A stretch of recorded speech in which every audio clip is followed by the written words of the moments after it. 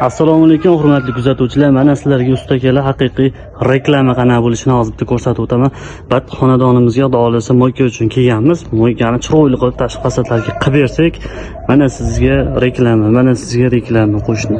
Mana sizga reklama qo'shni. Mahalla kuy ko'radi, haqiqiy reklama bo'ladi akalar.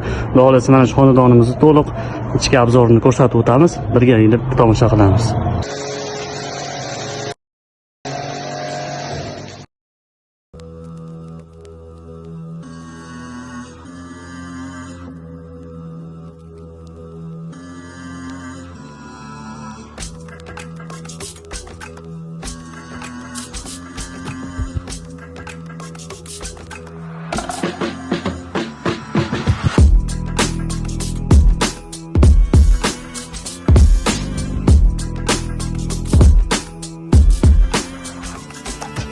Assalomu alaykum hurmatli obunachilar. Sizlar bilan birgalikda yana mo'yka xizmatida turibmiz. Akalar mana shu xonadonimizni chiroyli holatda qilib, 2 etapli podrov vositalari bilan birgalikda ximchiskalarni chiroyli qilib berganmiz.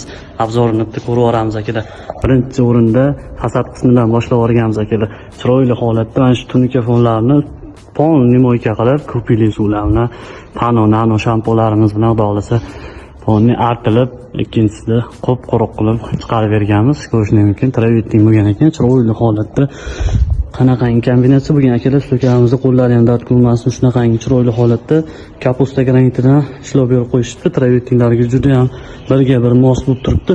Ko'rishni mumkin. Chiroyli holatda. Birovlar kirganda endi fonni obzorini o'raveramiz. Kapusta bilan keramogranit kombinatsiyasi chotki holatda chiqqan. Hovlimizni tashqi interyer dizayniga gap bo'lishi mumkin emas, ko'rishni mumkin. Hammamizga xudo xolasa shunaqa xonadonlar nasib qilsa, ukaxonlarimiz maza qilishyapti. Salomat, qalasizlar? Janob, yaxshimisiz? Janob. Bo'laveradi. Ana shunalarga o'tirishdi. Havolarimiz isib qoldi akalar. Xudo xolasa sezon endi boshlandi. Mo'yka xizmatimizni sizlar uchun tavsiya etib olyapmiz.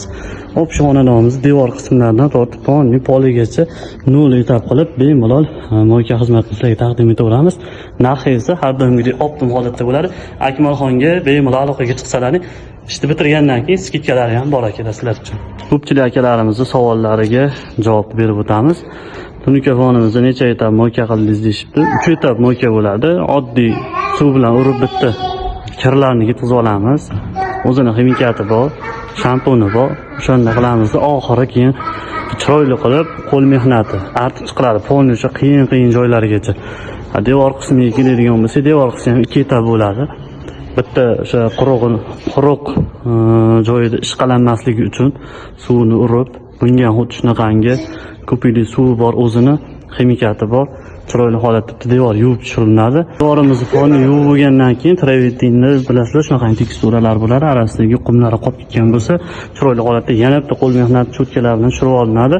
Oxirgi etap esa yana bitta chista qilib mo'yka qilish bo'ladi. Akalar, shunaqa xizmatlar kerak bo'lgan bo'lsa, bemalol aloqaga chiqaveringlar. Xudo xolasa sizlar ishlarni ham sifatli holatda qilib beramiz.